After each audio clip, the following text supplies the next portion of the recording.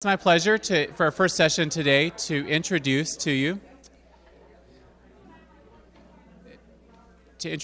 my boss, Dean Elaine Heath, Dean of Duke Divinity School. I'm going to keep my introduction shorter than it should be. Dean Heath has an administrative meeting that's been called at 2, so she's here with us until then. We'll have some time for conversation after that. Dean Heath is trained across multiple theological disciplines. Her work kind of bridges spiritual, pastoral, systematic theology. She's the author of multiple books. The most recent one is called 5 Means of Grace, Experience God's Love for the Wesleyan Way. She also has a number of other books, including Naked Faith, The Mystical Theology of Phoebe Palmer, Longing for Spring, A New Vision for Wesleyan Communities, The Mystic Way of Evangelism, God Unbound Wisdom from Galatians for the Anxious Church. She came to us from Southern Methodist University and has been dean at Duke Divinity School since 2016.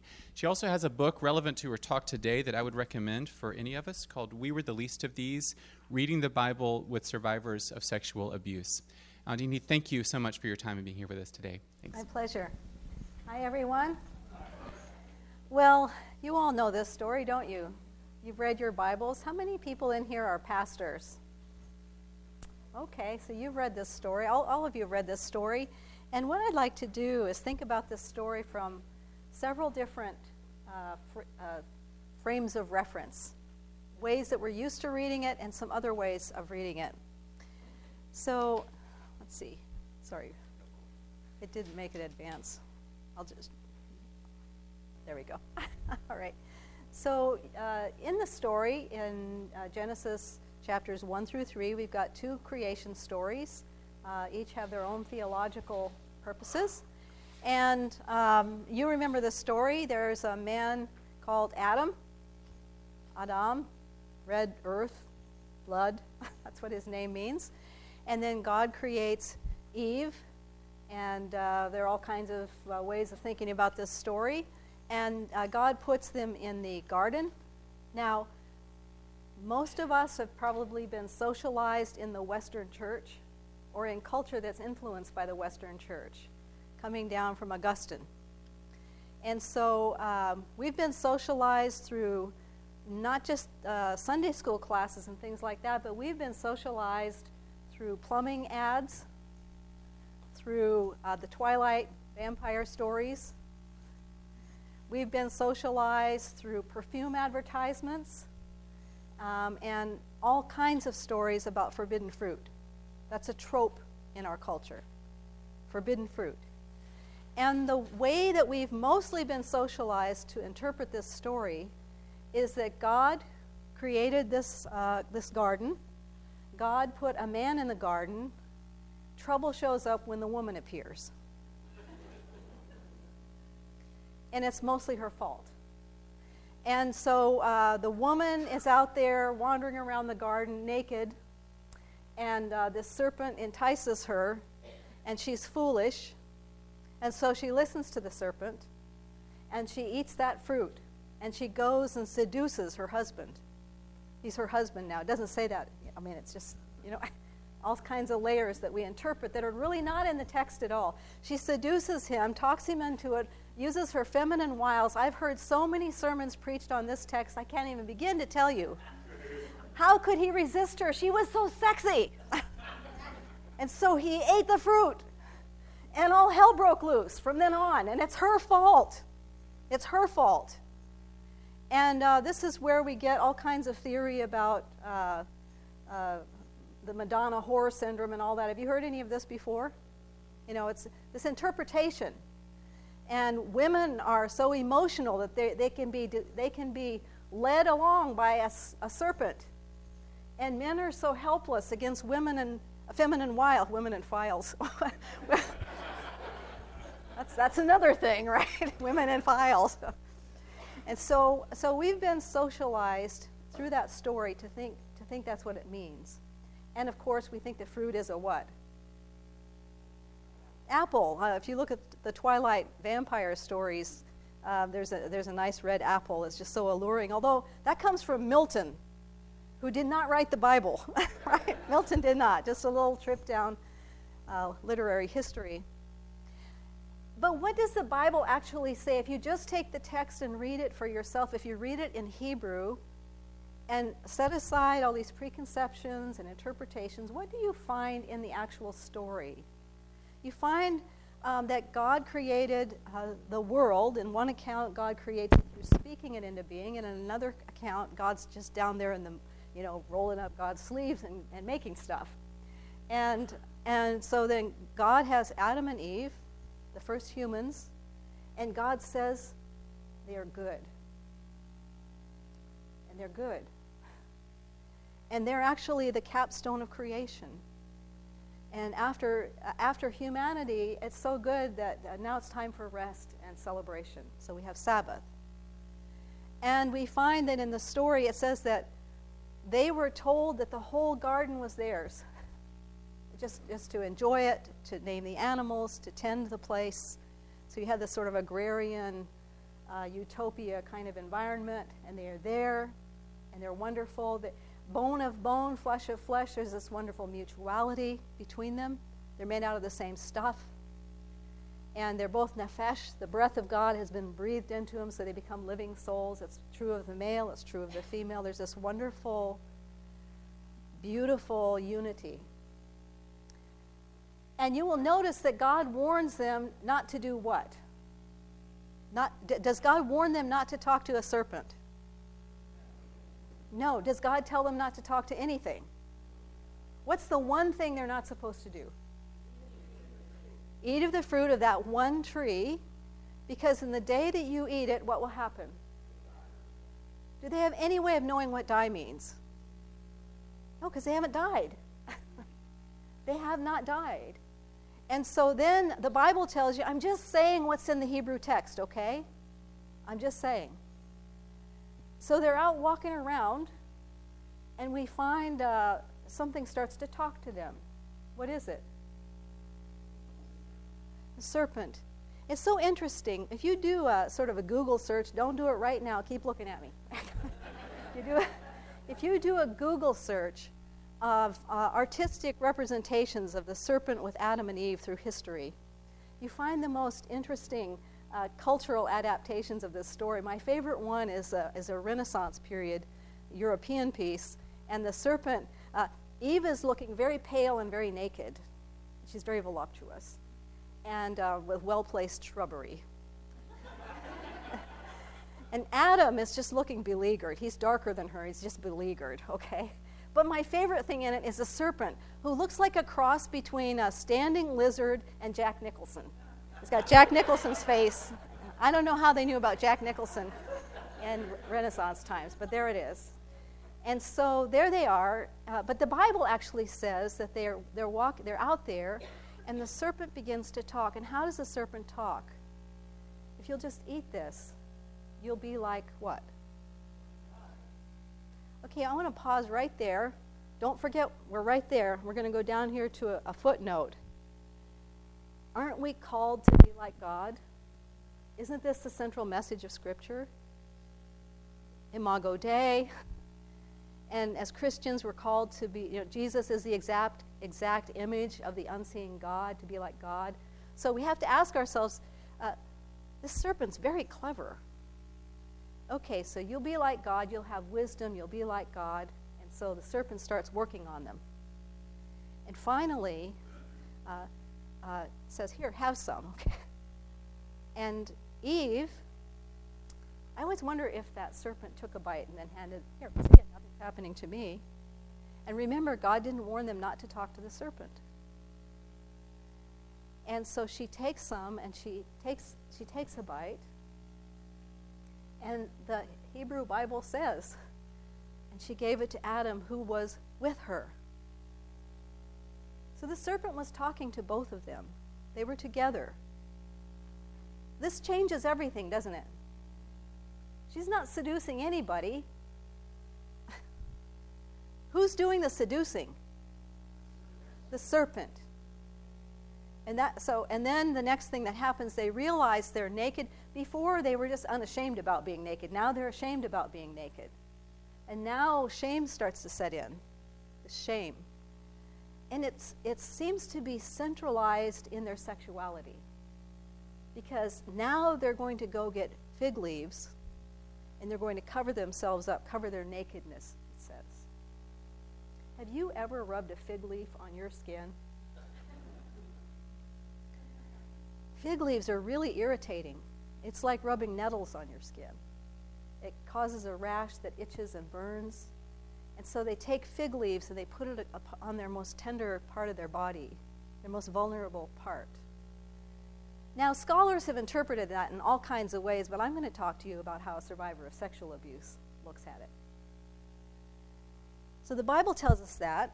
It tells us that they go and hide because now they realize they're naked. Now they're ashamed. They have shame. And the Bible tells us that God comes in the cool of the evening. There's this wonderful anthropomorphic language. God comes and walks with them in the cool of the evening. And I always imagine God using the same tone of voice that I used when I lost my child in Kmart when she was about 2. Where are you? What's up? I mean, God knows what's going on. It's in the story. God's calling to them with the voice of a parent whose child should be here and is now hiding in distress. And so God gets them to come out of hiding. Notice, God does not smite them. God doesn't smite them. God doesn't give them a lecture about being proud. Have you ever noticed that? So these are all things that we've thought, but they're really not in the text. So what does God do? God is like, what's up with the leaves? And so God provides animal skins, which means an animal has to die. God provides animal skins that are soft and warm, protective. And so God now begins to tell them the consequences of what has happened. This is what die is going to mean. And God also promises salvation at the same time. So that's what the Bible actually says in that story. And let's look at this a little more closely. Let's see, I got to find the right button to push here. There we go.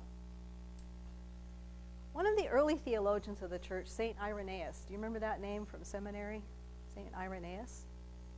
Irenaeus' theology is more associated with the Eastern church than the Western church, so the stream of orthodoxy. And Irenaeus imagined Adam and Eve as children.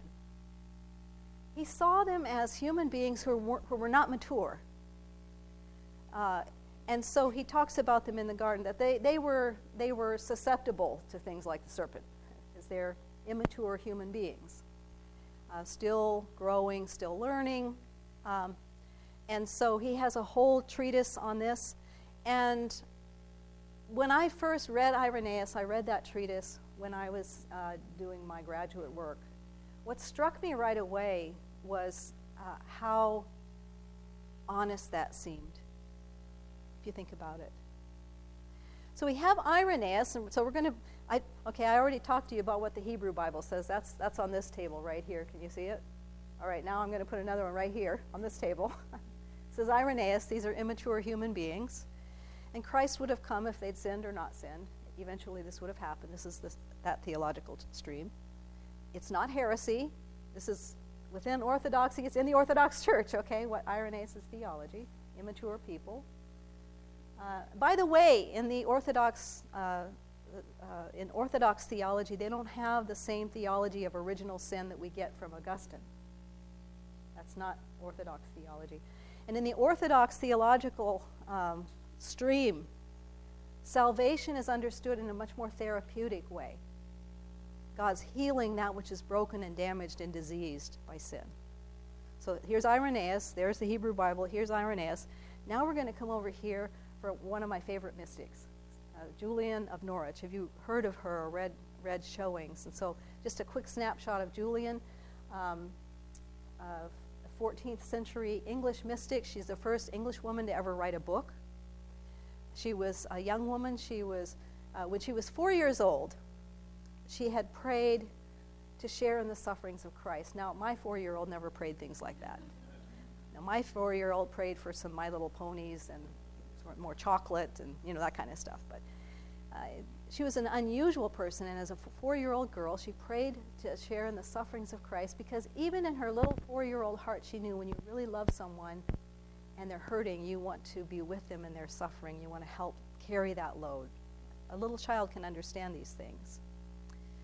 And it didn't happen. Nothing happened. Well, she went on with life, and we don't know a lot about her story. Much of it we have to conjecture from her book that she wrote, which is an account of these visions she had. So when she was, I think she was 30 and a half years old, is what she says in her book. She became deathly ill.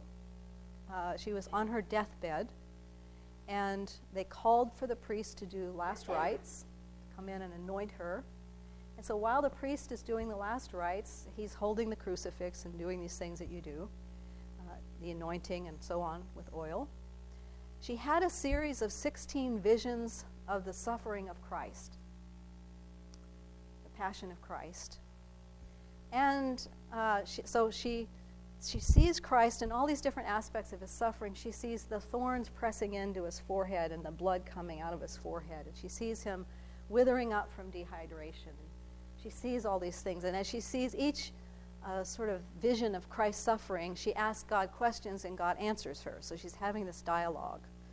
And the thing that's remarkable about this series of visions that she has is that they're so graphic with the violence, you would think it's horrible and you just feel sick after you've read this. But actually, what she hears from God about God's love for people and what this all means, when you finish reading Showings, which is the name of her book, Showings, Divine Revelation, a revelation of God's love, you feel such joy and hope that Christ really is making all things new.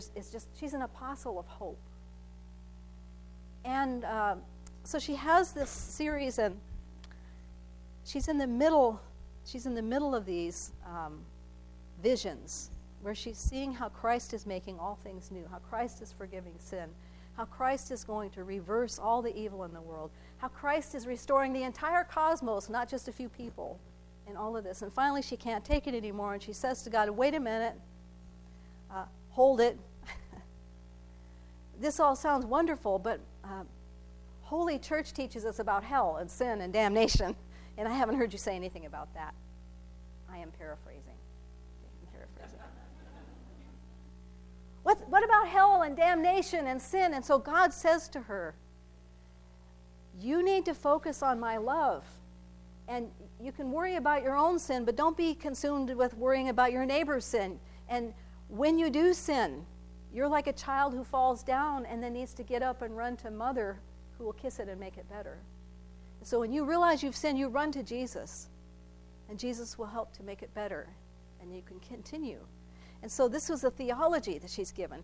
And she's still very disturbed in her spirit, because her whole indoctrination in the church, which she's a thoroughgoing church person, has been about damnation and shame and fear of damnation and hell and sin. She's in the Western church, right? And this is kind of her orientation. And so God gives her another vision, and it's the central vision of the whole set of 16 visions. It's the interpretive key to everything else. It's called the parable of the servant. And so she sees in this vision this lord. Of course, she's living in this sort of culture with lords and peons and all that kind of stuff. And she sees this lord who's sitting, and he's very handsome. He's comely. He has brown skin. He's at peace, and he radiates joy. And he's in this sort of quiet, vast space. And he has a servant. The servant loves him with all the servant's heart. And the Lord sends the servant off to get something, and the servant runs off, eager to go do what the Lord's bidding. She's seeing this in her own cultural context, right? So the servant runs off to do the Lord's bidding. And in his exuberance to serve as quickly and as thoroughly as possible, he trips and falls into a dell, a gully, a ravine. And it's deep and it's rocky, and he hurts himself in 7 ways, which means in the numerology of her day means all the possible ways a human being can be hurt. Absolute harm. So he's down in this gully, and did he fall in by doing the wrong thing? By being bad and proud? No. Fell in his childlike exuberance and haste. Fell in. And so down there, the worst part of it is he can't get back out because he's broken all over, including he can't see. He's lost his capacity to see and to perceive. And so he's there feeling absolute alienation, feels completely alone, and does not know that the Lord is right there looking in and going to pull him out. He can't tell, doesn't know that, because his perception's been so broken by this fall. And so she sees in this vision the Lord pulls him out and restores him in such a way that he's better off than he had been before he even fell. This is the parable. And so she has a short version of her book and the longer version where she's meditated for 20 or some more years, and she's now understanding what some of these things mean. Because when she miraculously recovered from her deathbed at the end of these visions, and after that she entered into this life as an anchorite, living in a little cell that's attached to the church for the rest of her life, sort of a professional intercessor for the rest of her life. God spoke to her and said, write down what you saw and pay attention to it for the rest of your life. Everything means something. So she wrote the short text and the long text. In her explanations of this servant's parable, what she saw was kind of like visual ambiguity. Have you ever seen that image that looks like a rabbit and then it looks like a duck? Anybody like rabbit duck milk stout? Back in the corner. You know what I'm talking about. If you're not a beer drinker, then what about the image where it's an old woman with a hat and then all of a sudden your brain does tricks and it's a young woman? Okay. So that's visual ambiguity, and our brains are wired in such a way that you either see one or the other. You just can't see them at the same time. It's just our brains keep going back and forth. And you sort of can't force your brain to do it. It sort of has to do it on its own. So she sees this servant, the one that fell in the gully, as a sort of visual ambiguity. And in one moment, he looks like Christ. And in another moment, he looks like Adam. So in other words, he's the first Adam and the second Adam. In Pauline theology, the Apostle Paul, do you remember first and second Adam? First Adam is humanity, second Adam is Christ. So the Apostle Paul, she's very scriptural in what she's seeing here.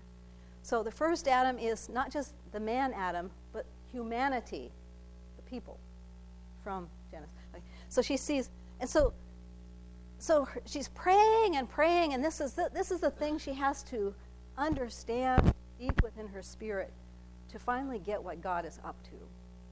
And here's what she finally understood. Christ is so bound to humanity, to us, with love. Christ made us. Christ loves us so much, Christ cannot stand to be away from us. And wherever we go, Christ goes. Christ has to. Psalm 139, if I make my bed in Sheol, hell, then what happens? You are with me. Where can I go from your spirit, O Lord? So she sees that. And so the message that comes out of this reflection upon all that she sees about what God is up to is that love is God's meaning, and that love will win in the end. She saw this long before Rob Bell. Love wins. And in her visions, this servant parable, remember we've got Adam and Eve over here in the Hebrew Bible, and here's Irenaeus. Okay, childlike enthusiasm of servant rushing off and falling in Dell. So there's this interesting sort of connection to how they see what these people are like.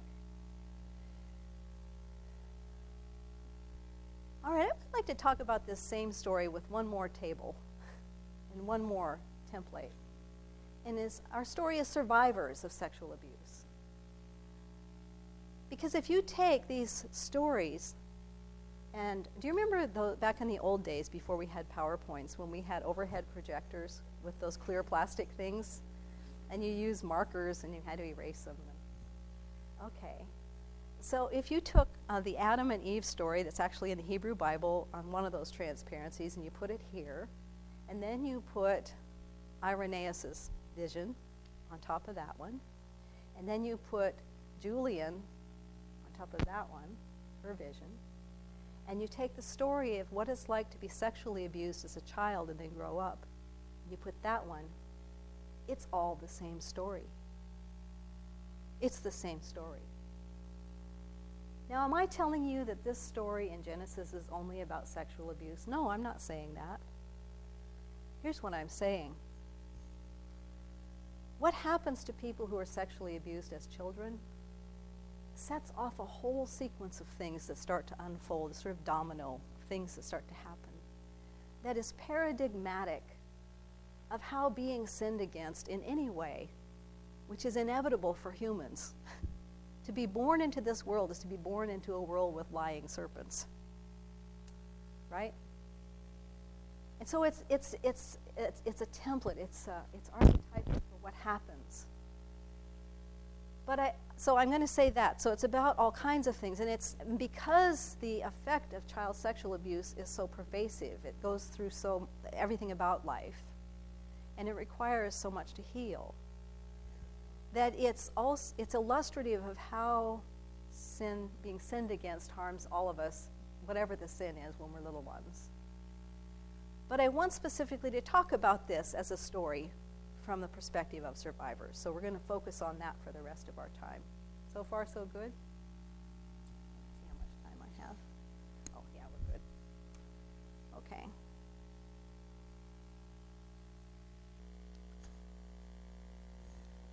Andrew Sung Park is a Korean theologian who's really done a lot of work in the area of Han theology. Have you seen this word Han, H-A-N? H-A-N? Some cultures in the world do not have a clear word for sin. Isn't that interesting? We're so used to the word sin, we just think everybody knows what it means, but some cultures don't even have a word for sin. They have a word for what happens to people who harm people, and words for what happens when you are harmed. But Park talks about some of that, and here I've given you the names of some of his books. I would recommend starting with The Wounded Heart of God if you want an introduction to his thought on this. But Han, in this Korean theology, is the residue of being sinned against. It's the residue that happens from experiencing harm in life. Now, it's a philosophical term in Korean thought. It's not just limited to Christian theology. It's a Korean philosophical construct. But Park has taken it and worked with it in theological terms. And so the main argument he makes that I want to share with you today is that God looks at us first and foremost as those who have been sinned against and not as those who sin, which changes everything. He makes a compelling case, which I agree with him, that Adam and Eve were sinned against by the serpent. It's very obvious, isn't it? It was the serpent that was lying to them. The serpent was lying to them. And so God looks at us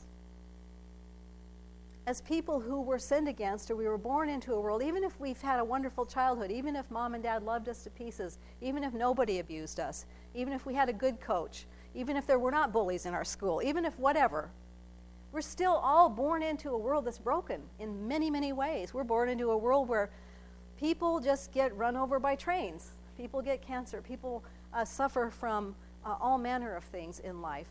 Hurt and harm and suffering, whether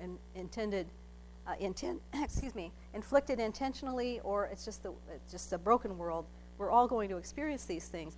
And so God looks at us through eyes of compassion, through a heart that's committed to make all things new. To make all things new. And so Julian, for example, when she is talking to God about sin and why aren't you talking more about sin and damnation, God? She sees, and this is one of her famous lines that drives some people crazy.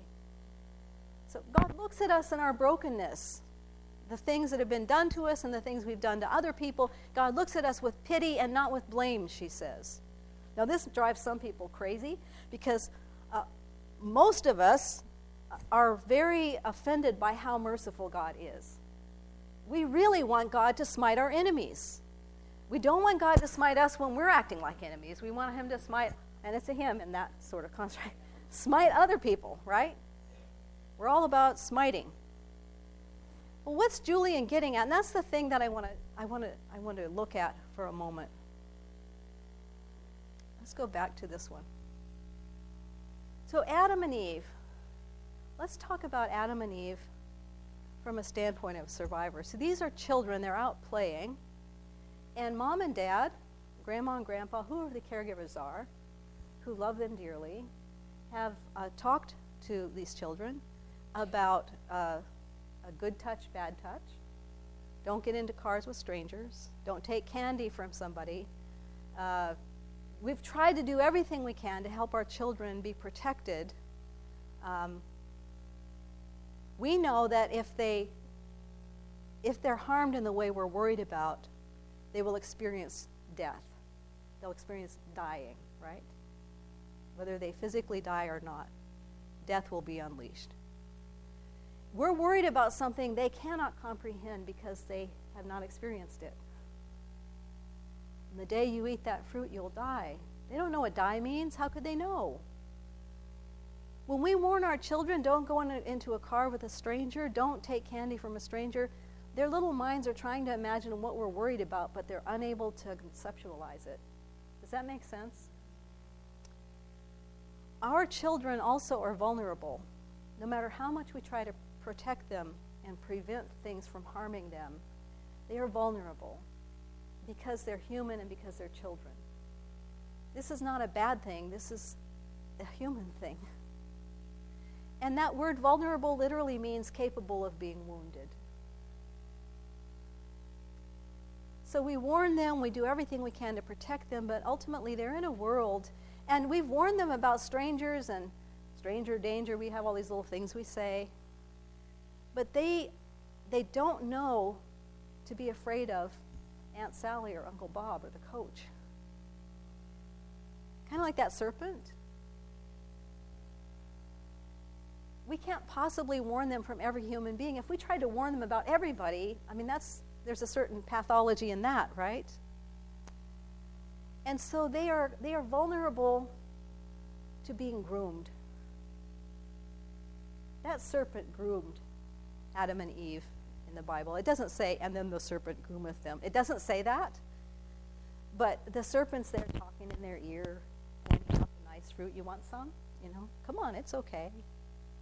This is what happens to the majority of children who are sexually abused. They're groomed by the older child or the adult-like child, the neighbor. Most of the time, the perpetrator is somebody either in the family or somebody that they should be able to trust. So they're vulnerable, and they're groomed until finally they capitulate. And notice how the serpent manipulates Adam and Eve. You'll be like God. You'll be wise. Now, children, their play activity is very much oriented around being like mom and dad, about being adults. They pretend to drive cars. They pretend to be medical professionals. They pretend to be carpenters. They have dolls. They're pretending adult life, and this is helping them to get ready and grow up. And so the serpent in that story just plays upon that child's natural desire to be like the parent. And in that story, God is the parent. So taps into natural, God-given drives, longings,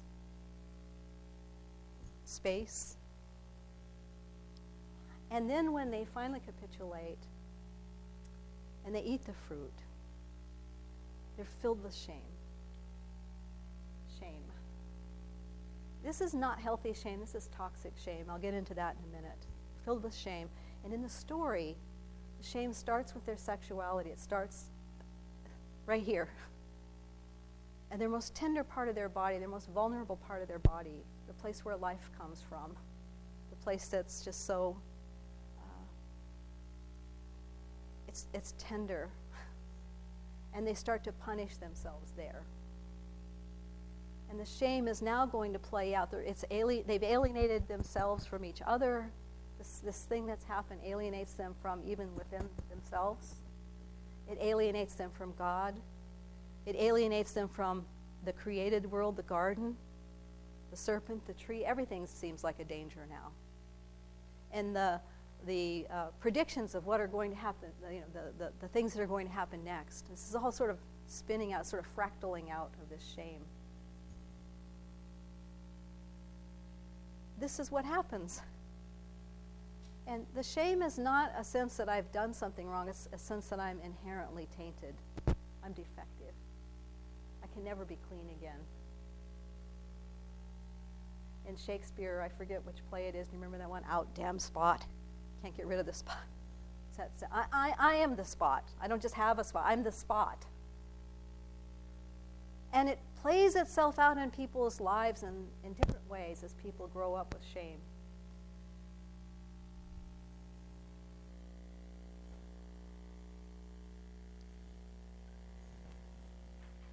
So, for example, coming back to Han, remember? So this toxic shame is part of the Han, the after effect, the sense of frustration, futility, shame, self-protection, this sort of constellation of coping behaviors and ways people think who've been harmed. And so how do we parse all of this out? How do we think about sin and damnation and salvation and all those fancy theological words that we use here at Duke Divinity School? And those of us who are pastors or therapists or lay people who work with people, how do we think about this? So, for example, here's little Susie up here. She's cute, isn't she? Right there. She has 2 hairs, and they go like that. She has no teeth yet, maybe 1 or 2 teeth. She's a little cutie pie. She's chubby. She's just so vulnerable. She's absolutely dependent on her caregivers. She can't defend herself from anything. And she's born into a family that already has generational patterns of violence, generational patterns of addiction. If you looked at her genogram, do you know what one of those is? Genogram? Sort of a family tree of dysfunction. You'd find generational patterns of these kind of behaviors. So she's born into a family that even though her mother loves her and her dad is proud that he has a child, and despite all that, she's born into a family that's already has a significant serpent at work. And while she's still a baby, she's sinned against. She's still a baby. And she grows up, she starts growing up, and her original wounds of sexual abuse have set her up for a whole cycle of repeating things in different ways. So by the time, so here she is, she's a little girl here, and she's depending on what kind of sexual violence she's experienced as a toddler, she may have started to develop some dissociative disorders of some kind. She might have, it could be different things. But she is carrying that wound in her body, in her mind, in her spirit, in her way she perceives the world, in her way of getting by, and her little boundaries that separate her from everybody else are being damaged every time the abuse happens. Does that make sense? So she's being compromised by it. And by the time she's a little girl in grade school up here, she's already carrying significant Han. She's already developing a sort of false self, a sort of the self that she has to be to get by in this world. And it might play itself out differently in different people. For some Susies, she becomes a workaholic and a perfectionist, and she's not going to let anybody see how defective she feels. She's going to do things right. She's going to be ahead of the class. She's going to make good choices, and but that can only take you so long, and you sort of run into a wall someday and realize that you can't control everything. And why does that Susie need to control everything? It's because of the shame and the Han that are driving her. Does that make sense? Or she might take a different path. She might start a promiscuous life when she's not even out of grade school because it was started on her when she was really young. And all the boundaries are shattered. And so she does what she has to do to get by, and she's coping, and sometimes not so well. She might become the girl in your junior high school Sunday school class or your high school group who is cutting, who has a eating disorder, who's already an alcoholic, who's using drugs. She might be suicidal. She might be all of the above. She might be very confused about her sexuality, and where's she going to turn when all of this, it's just like all this swirling chaos because of the Han. So by the time she's an adult, up there where it says false self, the first Susie I talked about, the perfectionist Susie who does everything right, and she went to Rutgers, and she, because she lives in a place of perfectionism and that shame is driving her, and she might not even know that's what's driving her, because maybe she hasn't ever identified that this is what's going on, because she's put that story of her own life back in the freezer somewhere because it's too hard to remember, and maybe she can't even quite remember much of it. It's just that hard. So she might not be self-aware that this is really what's beneath some of this. And she's probably not going to sexually abuse her child, because the majority of people who are sexually abused as children do not go on to sexually abuse their children. The majority do not. The majority of people who do sexually abuse were sexually abused, though. Can you see the difference there? The majority of people who are sexually abused do not go on to abuse their own children in that way. The majority do not. However, the majority of people who do abuse children like that were themselves abused. Does that make sense? Okay. So she's probably not going to do that to her child, the thing she experienced. But living out of this judging, constantly critical, nothing can be good enough space, she's going to inflict that on her child. And so the toxins are going to be passed on to her child and passed on to everybody around her, and that's how sin starts to manifest in some new ways. The one with the other Susie, who's really acting out, she's really out there, really self-destructive, she's going to pass on wounds through that kind of behavior. So it's going to be passed on. So there's a cyclical quality. So we have to ask ourselves, what does salvation mean for the Susies? All the different kinds of Susies. Or we could say all of the different kinds of Jeremys. Because Susies aren't the only ones that suffer this kind of abuse. What does it mean? How do we even parse out sin and Han and wounds? I know, coming from my early Christian formation, I came to Christ when I was 16. And in my early Christian formation, I was in a very conservative church. And it was very binary. You were either a sinner or not a sinner. You're either righteous or you're evil. I mean, it was like that. And if you get a divorce, you're evil. It doesn't matter why you got the divorce. It doesn't, you don't look into the story. You don't use any kind of nuanced thinking. You're either a sinner or not a sinner, and it was like that. And so you had to get saved many, many times, right? A lot of trips to the altar. So what does this really mean? How do we take a person's life? If Susie is your high school student in your youth group, and she's now divulging, you're getting to know her, and you're worried about her, and now she's divulged to you that she's cutting. How do you look at her? How do you think about her as a human being? What is the best way to pastor her or to companion her spiritually toward wholeness, toward shalom? We really don't have the capacity to parse all that out. Because where does the sin stop and the Han begin and the wounds that emerge out? Because the wounds emerge out. I mean, the wounds happen and then this other stuff emerges out. And these coping, people are trying to get by. And how do you sort that out? Just a little aside, I mentioned toxic shame a little while ago. Now, healthy shame is like, I remember the time my younger child was in elementary school, and she was taking piano lessons. She's a professional musician today. All those lessons paid off. So I was supposed to pick her up after school to take her to her piano lesson. And one day I got busy with something and I forgot, and I was like 20 minutes late, 30 minutes late, and there she was, her little redheaded self sitting there waiting for me, really enraged because I was late, and I felt so terrible. So that was healthy shame. And I never did that to her again, because it was enough of a painful experience for me, healthy shame, that I wouldn't do that again. Okay, the kind of shame that's put in people by sexual abuse, by domestic violence, by other kinds of targeted violence because of a person's race or ethnicity, that kind of shame is toxic shame. It's not healthy shame.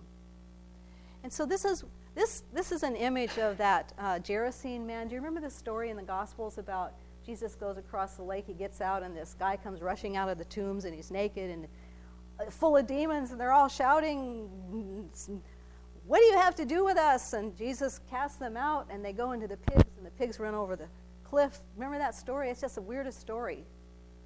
Weird. Try to preach on that one.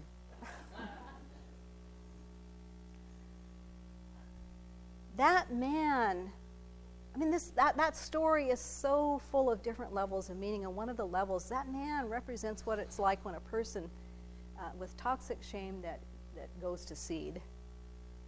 It's extreme. He was so fragmented. He was so pulled apart. He was so alienated from his community. And he acted like somebody who's absolutely riddled with toxic shame. So this is an artistic image of that man. And that's what toxic shame feels like. It's this feeling that I'm a mistake. It's this complete alienation, grief. When you feel that kind of shame, it rises up from your belly into your throat and into your face. It's this wave of self-loathing and wanting to hide. Just wanting to hide. You wish the earth would open up and swallow you because you're so full of this loathing. And much of it is we're not aware of it consciously. We're not thinking about that. But it infects our lives like a virus. It works itself out into everything. And I gave you examples of 2 or 3 kinds of Susie, how it works. And so how are we, as the people who are spiritual companions, who are pastors, who are pastoral counselors, who are therapists, who are with people who are survivors of sexual abuse, how are we going to companion them in light of that shame? And how much is their fault for which they're responsible? Now, sometimes when I talk to people about this, they get all worked into a lather. I don't see any lathering going on just now, but there's still time. Because they really want to know about sin. They're like, "Julie, wait a minute, what about the sin in hell? Come on, you can't skip that part." Aren't people responsible for their sin? Dean Heath, you're talking too much compassion here. You're just so full of compassion for Susie that you're not holding her responsible for that thing that she did to her children and her spouse. Well, the word responsible means able to respond. You're able to respond. How able is Susie to respond to various things at various times? So, here, you have to use a microscope to read this part here, or telescope or something. So repeated abuse, the more it happens, the more it diminishes a person's capacity to respond. Moral agency is diminished. To be a child growing up with repeated abuse, and most children who are sexually abused, it's a repeat offense. It's not just a one-time thing. And so it diminishes the capacity to make wise moral choices, courageous moral actions. It diminishes the capacity for that. And so salvation, to use sort of Baptist term, being saved, to come to a knowledge of Christ, to enter into the way of salvation, includes this gradual reclamation of the ability to respond. For a survivor, this is a holistic process. I mean, it's about getting one's voice back. It's about getting one's perspective back. It's about learning not to ignore red flags. It's about being able to now say, ouch when it hurts, and stop when you mean it, and they have to stop, and it means taking responsibility for what you're doing. It's all of that. And that's a process. That takes time, and it takes a village. It takes a community. It might take some therapy. It often does, most of the time. It might take some medication. It's going to require, from a Christian standpoint, it's going to require good theology, too. Good theology. It requires a loving community of friends who are more or less healthy, who are more or less family-like friends. It requires a prayer life. And who's going to teach a survivor how to pray in ways that the survivor's basic prayer is soaking in their own belovedness to God, that contemplative prayer? So, responsibility for sin. So let's say Susie comes to know Christ, and now she's beginning to learn that God loves her, and so she's gradually letting down the defended place, where she's denying the hurt and she's denying everything. And now she's increasingly telling herself the truth because she has some friends that are helping her to do that. Maybe she has a therapist who's helping. Maybe she has a pastor that actually has his wits about him or her wits about her. All of that. And so now she is taking responsibility, and now she's making better choices. She's going to make mistakes along the way, but you're going to help her to say, well, get up and we start again. God will always love us. God will never leave or forsake us. Romans 8, right? So we're going to talk to her like that. And she will become responsible. This is the mission of God, the Missio Dei. We always like to use Latin words in theology. It sounds fancy. Missio Dei. Shalom, well-being, peace, holistic peace. The healing of the original wounds. The forgiveness of our sin. The transformation of our Han, that is, the results of our being sinned against. The transformation of our Han into compassion and wisdom.